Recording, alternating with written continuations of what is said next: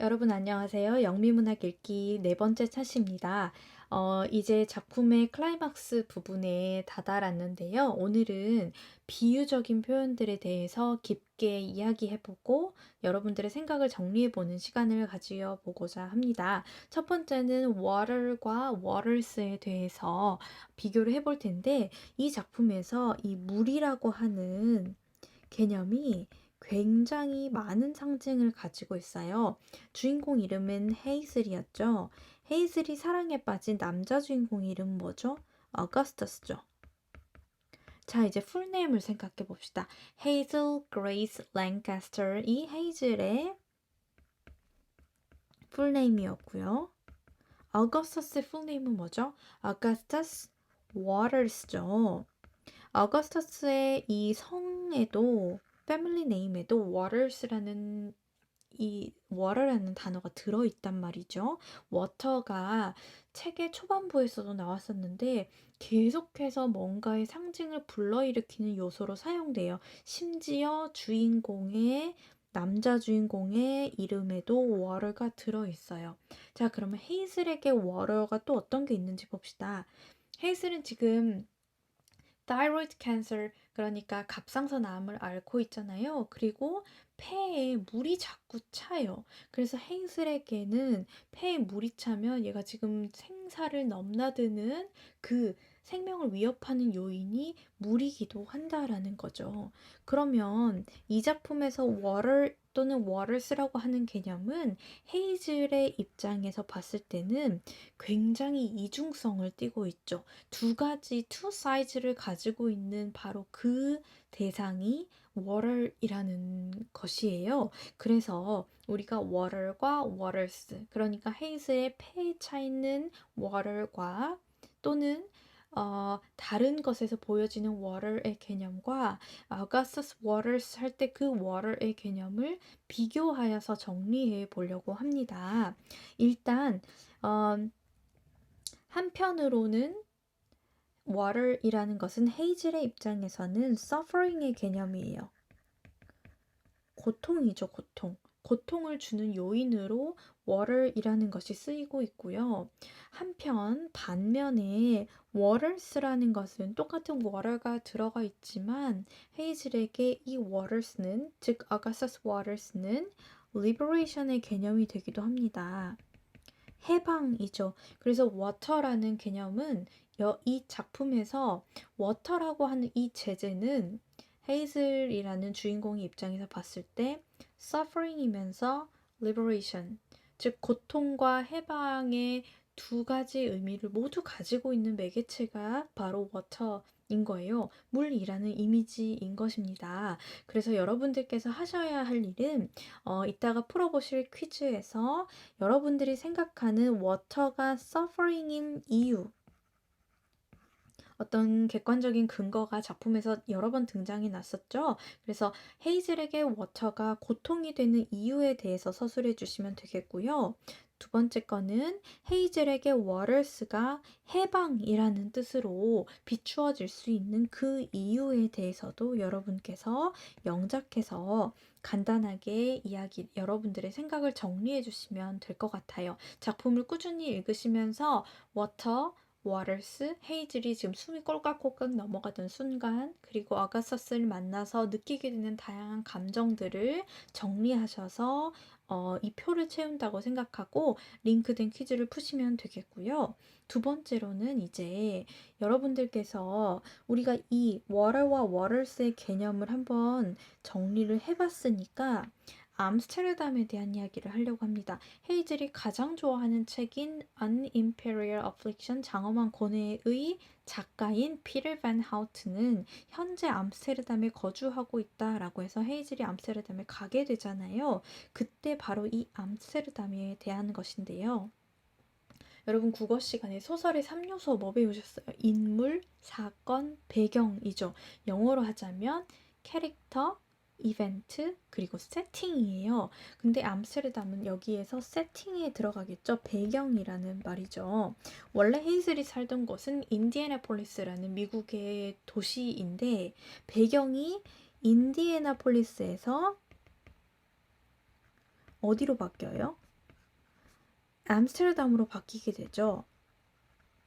헤이즐과 어거스터스가 두 주인공이 인디애나폴리스에서 살다가 피를 반 하우튼을 만나러 암스테르담으로 가게 된다는 말이에요. 그렇다면 소설의 큰 틀에서 봤을 때는 배경이 바뀌는 것이에요. 인디애나폴리스에서 암스테르담으로. 소설에서 배경이 바뀐다라는 것은 정말 많은 의미를 함축하고 있을 수 있어요. 자, 그러면 학습지 2번에 있는 글들을 좀 읽어봅시다. Story element, importance of setting in a story. 이야기 속에서 배경의 중요성인데요. 자, 아랫부분. Setting is the time and place where a scene occurs. 장면이 일어나는 시간과 장소를 세팅이라고 합니다. 여기서 그러면 시간은 2010년대, 현대가 되겠고요. 플레이스는 인디애나폴리스에서 암스테르담 이렇게 되겠죠.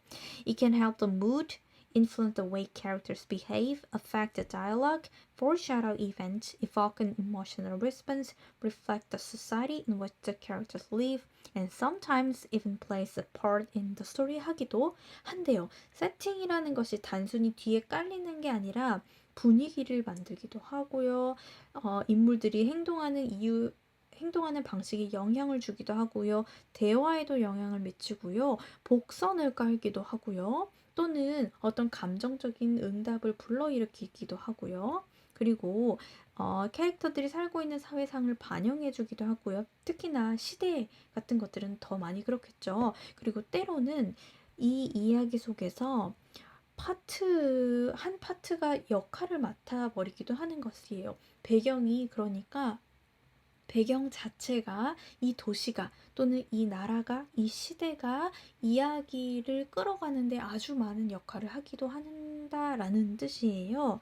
그러면 우리 배경이 바뀌었다라는 것은 바뀐 배경에도 뭔가 문학적인 이유가 비유적인 이유가 많이 들어있을 수 있잖아요. 그래서 우리는 암스테르담이라는 도시에 대해서 조금 알아보도록 합시다. 책을 읽으면서 선생님이 생각해본 암스테르담의 세 가지 특징은 헤이즐이 이야기했던 부분에서 드러났던 세 가지 특징은 아래 표와 같아요. 먼저 첫 번째, 캐럴이 있다. 운하가 있는 도시예요. 암스테르담은 운하에는 뭐가 흘러요? 워럴가 흐르고 있죠.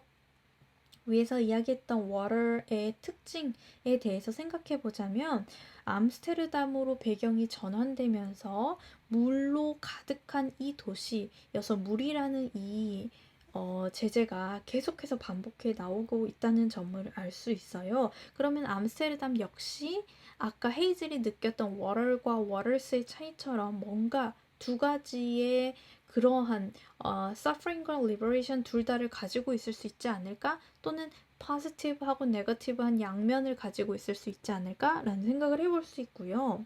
두 번째로는 wonderful buildings by the dead, 죽은 사람들에 의해 지어진 멋진 건물들이 있다라고 헤이즐이 묘사해 놓은 부분이 있어요. 그래서 암스테르담의 특징은 건물들이 되게 오래됐다는 거죠. 건물을 지은 사람들 중에서 지금 살아있는 사람이 없다라는 거예요. 그래서 오래된 건물들로 가득한 도시라는 점이 특징이고요. 세 번째 특징은 The City of Freedom and Sin, 자유와 죄의 도시라고도 이야기했습니다. 헤이즐이 택시를 타고 암스테르담 시내에서 택시를 타고 숙소로 이동을 하는데 택시 아저씨가 했던 말이 Freedom and Sin의 도시다라고 하면서 사람들은 sin의 면만 봐서 죄의 면만 봐서 되게 아쉽다라는 말을 해요. 암스테르담은 실제로 그 홍등가 이런 뭐랄지 유흥이나 이런 향락의 도시로도 유명하기 때문에 많은 관광객들이 그러한 것들만 쫓아서 오기도 하는데 사실 암스테르담은 안내의 집도 있고요. 뭐 오래된 운하도 있고요. 이렇게 많은 역사로 유명한데 사람들은 자극적인 것만 쫓아다닌다는 것에 대한 아쉬움을 표현한 대목이 있었어요. 그래서 이렇게 세 가지 특징을 정리해 보았습니다. 그러면 우리 잠깐 화면을 바꿔가지고 암스테르담이 어떻게 생긴 도시인지 잠깐 보고 오도록 할게요.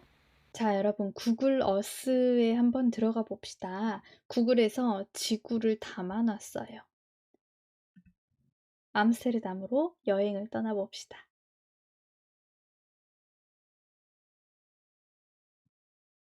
자, 지구가 보이시죠? 이렇게 한번 돌려보고요. 우리는 암스테르담으로 떠나볼 겁니다. 헤이즐이 비행기 안에서 암스테르담 공항에 가까워지면서 상공에서 암스테르담을 보는 장면이 나오잖아요. 그 느낌으로 우리는 암스테르담으로 가보겠습니다. 자, 보이시죠? 이 도시에 가까워지고 있는데요. 자, 지금 빨간 줄이 보이시는 게 이게 길들이에요. 자, 도시가 부채꼴 모양으로 생긴 거 보이시나요? 조금 더 줄여볼게요. 이렇게. 암스테르담이라는 도시가 있는데요. 운하가 흐르고 있고요. 지금 이 도시의 곳곳에서도 이렇게 부채꼴 모양의 호를 그리면서 운하가 흐르고 있는 걸 보실 수가 있어요. 이 운하가 엄청나게 커서 크고 길어서 여기 보세요. 이렇게 계속 이어져 있는 걸 보실 수가 있죠. 네덜란드의 운하는 바다로 이어지는 이러한 운하로 만들어져 있고 아주 깁니다. 그래서 이렇게 생긴 모습을 헤이즐이 보고 있는 거예요. 다시 한번 비행기에서 암스테르담 공항까지 갈 때 이렇게 가면서 운하로 뒤덮인 이 도시를 보는 거죠. 물의 이중적인 의미를 계속해서 상기하면서 이 도시를 바라보고 있는 모습인 거예요. 이렇게. 도시로 한번 들어가 보자. 자, 우리 안네 프랑크의 집에 한번 가볼까요? 헤이즐이 방문하게 되는 이 장소인데요. 이쪽 왼쪽 상단에 있거든요. 한번 우리 이쪽으로 가봅시다. 도시의 모습을 구경해 보도록 할게요. 헤이즐이 되어서. 안네 프랑크의 집의 앞쪽에 가시면 자, 이렇게 자전거 타고 다니는 사람들이 있고요. 운하가 바로 보이죠? 물이 늘 있는 도시이고요. 지금 여기 줄 쫙 서져 있는 거 보이시죠? 여기가 바로 안네 프랑크의 집입니다. 안네의 일기에 나오는 그 안네가 실제로 숨어들어서 살았던 그 집이 여기에 있는 것을 확인하실 수 있고요. 도시를 가로지르는 운하가 아주 많이 곳곳에 everywhere에 water가 있다라는 것을 보실 수 있네요. 자, 그럼 우리 다시 학습지로 돌아갈게요. 자, 우리가 암스테르담의 도시 모양을 좀 보고 오셨는데요. 캐널이라는 게 좀 와닿으시죠? 물이 아주 이렇게 호를 그리면서 만들어지고 이렇게 흘러가고 있는 그런 도시예요.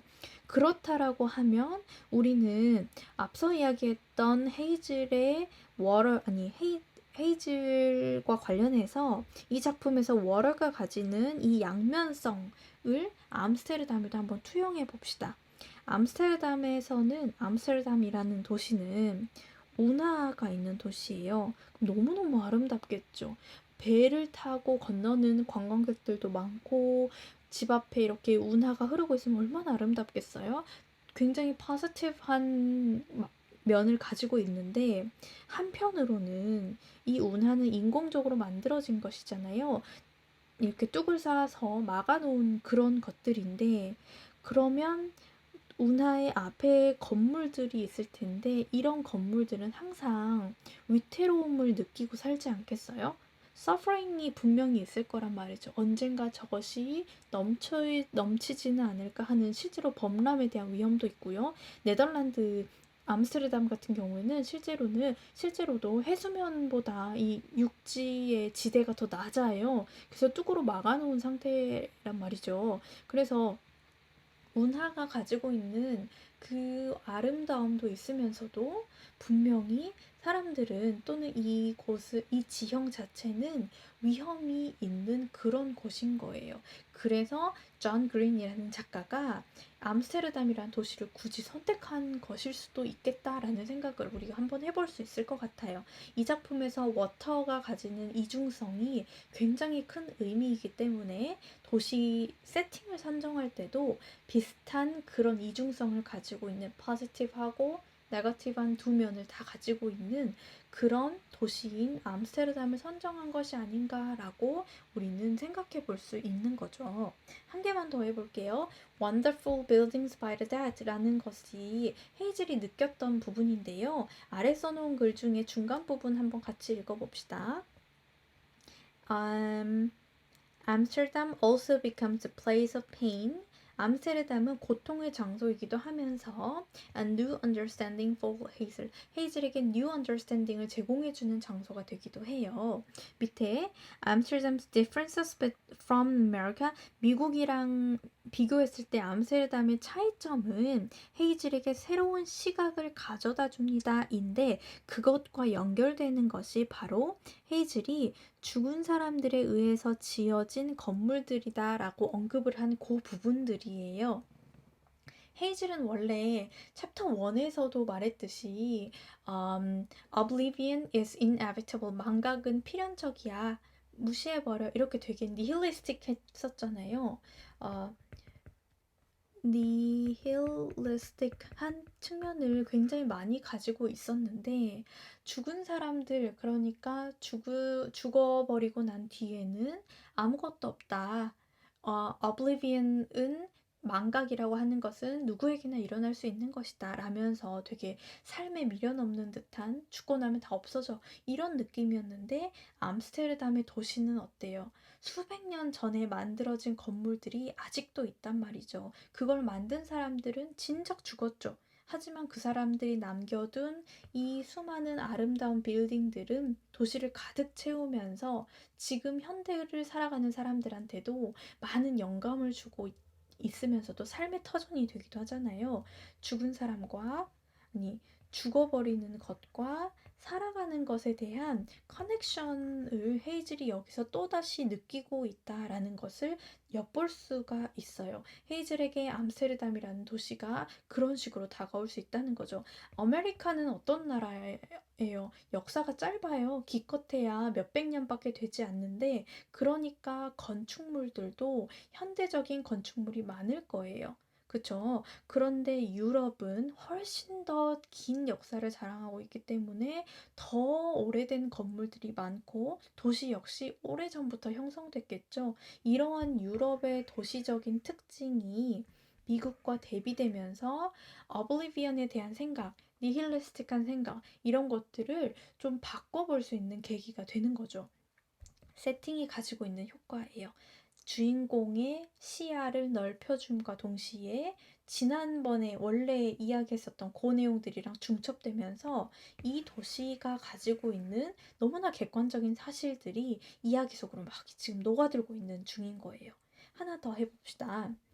City of Freedom and Sin인데 택시 아저씨가 아쉬워했다라고 했잖아요. 사람들은 우리 도시가 이렇게 멋진 유구한 역사가 있는데 자극적인 것만 보려고 해 라고 하면서 아쉬움을 표했고 그것에 대해서 헤이즐이 잠자코 들으면서 공감하는 것 같은 느낌을 좀 받았어요. 왜 그랬을까요? 어떤 면에서 헤이즐이 공감했을까요? 헤이즐은 아파요.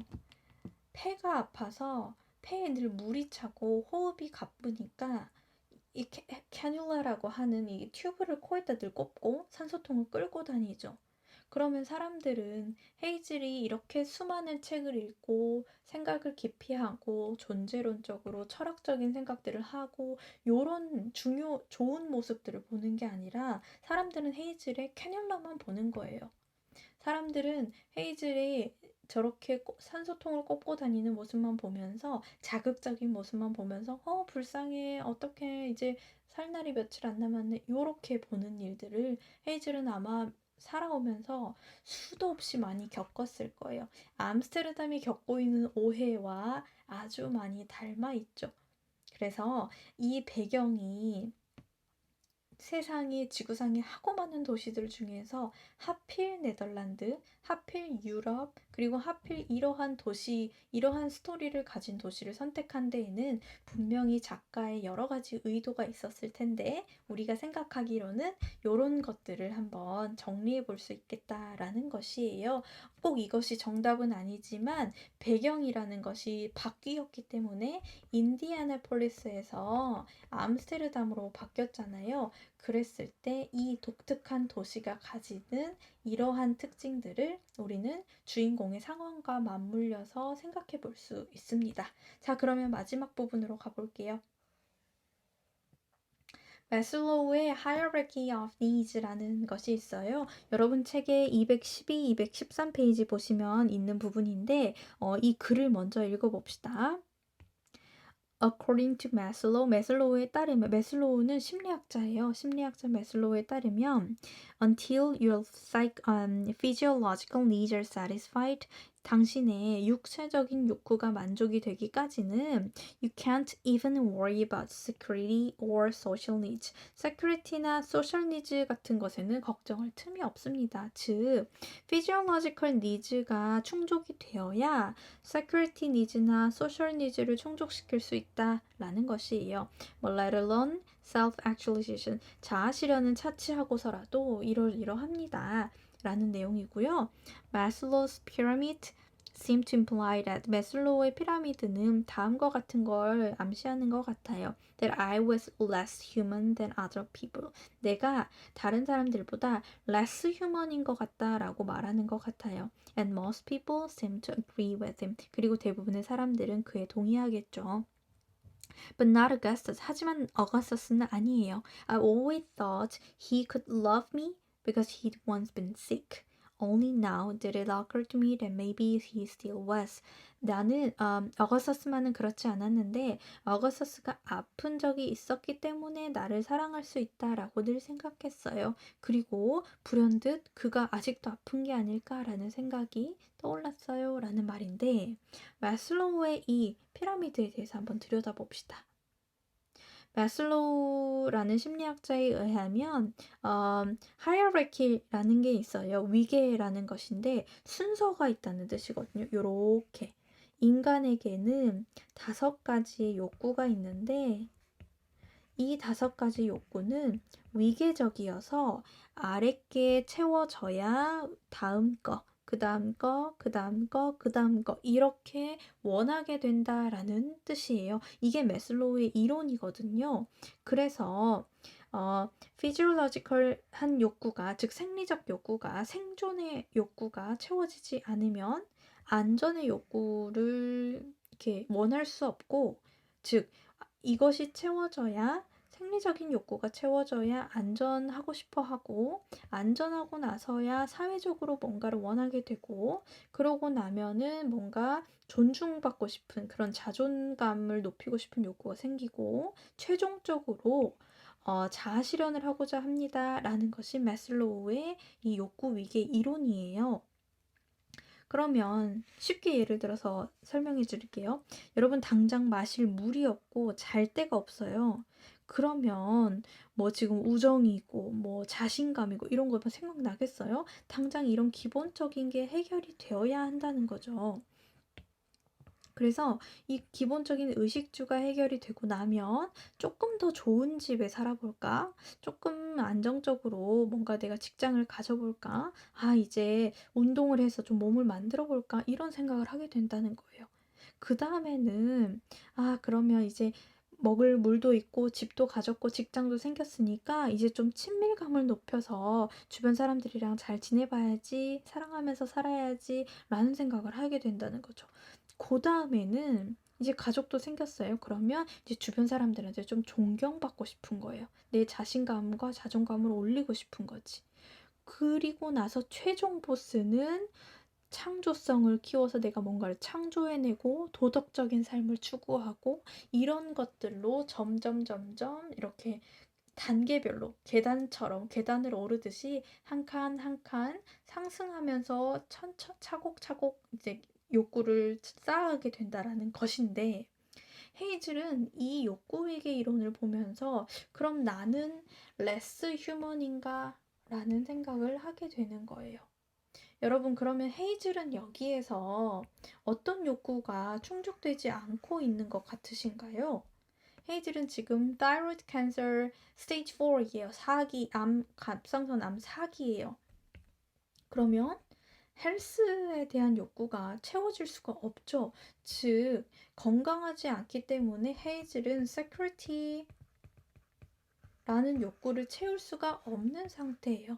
그러면 매슬로우 욕구 이론에 따르면 헤이즐은 security 욕구를 채울 수가 없네요. 그러면 당연히 이 위의 것들도 욕구를 느낄 수가 없는 상태인 사람인 거예요. 그럼 헤이즐은 평생 동안 얘가 충족이 안 되니까 그냥 요런 것들만 느끼면서 요런 것들에 대한 욕구만 있으면 된다라고도 우리가 좀 극단적으로 생각해 볼 수 있겠죠. 그러면 이상하잖아요. 그쵸? 헤이즐은 지금 어떤 감정을 느끼고 있죠? 자, 여기에서 매슬로우 욕구 이론의 모순점이 발견이 될 겁니다. 여러분들이 이 부분을 잘 생각하셔가지고 어떤 점에서 매슬로우의 욕구 이론이 틀린지를 정리해서 퀴즈에다가 적어주시면 돼요. 다시 한번 정리해 드릴게요. 헤이즐의 현재 상태가 어떤지, 그리고 매슬로우의 이론에 따르면 어때야 하는지, 하지만 헤이즐은 지금 어떤지, 그래서 매슬로우의 이론이 어떻게 틀린지 이렇게 논리적으로 여러분께서 정리를 한번 해보셔가지고요. 이거는 우리말로 쓰셔도 됩니다. 매슬로우 욕구 이론이 헤이즐의 상황에서